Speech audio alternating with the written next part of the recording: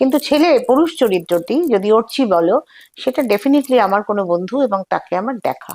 ও আচ্ছা, মানে তার মানে এরকম চরিত্র দেখা যে একটা গ্রামীণ মেয়েকে ধরো সে গ্রামীণ মেয়ে নয়, ধরো হুম, সে তার জীবনে যে দুজন নারী, তারা কেউই গ্রামীণ নয়, কিন্তু একজন অত্যন্ত সফিস্টিকেটেড, একজন ততটা নয়।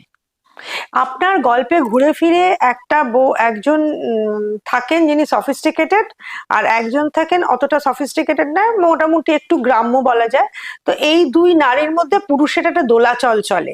তো এরম ধরনের চরিত্র কি, আপনি যে একজনের কথা বলেন অর্চি খুব চেনা, হুম। এই চরিত্রটা কি আপনার মানে দেখা পরিচিত নাকি? অর্চি চরিত্র আমার এক বিশেষ বন্ধুর চরিত্র।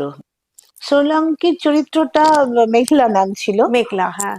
মেঘলা কিন্তু ডেফিনেটলি চেনা মেয়ে আর কি। মেঘলা আজও আছে।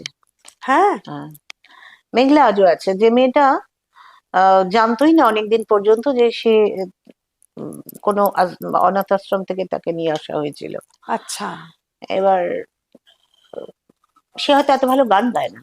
হুম। আমাকে তো, আমার তো কিছু তো কল্পনাও আপনাকে থাকে, কল্পনা, হ্যাঁ। কল্পনাও থাকে, কিন্তু মেয়েটি আছে, মেয়েটি দিব্যি আছে, ভালো চাকরি করে। আপনার দেখা মেয়েটির সঙ্গে দেখা না, শুধু যোগাযোগে আছে। ও কি জানে যে ওকে নিয়ে আমার ওই লেখা? ইষ্টি কুটুমের বন্ধুও জানে, বা সম্প্রতি মারা গেল আচ্ছা। সেই বন্ধু, হ্যাঁ, ভেরি রিসেন্টলি মারা গেল।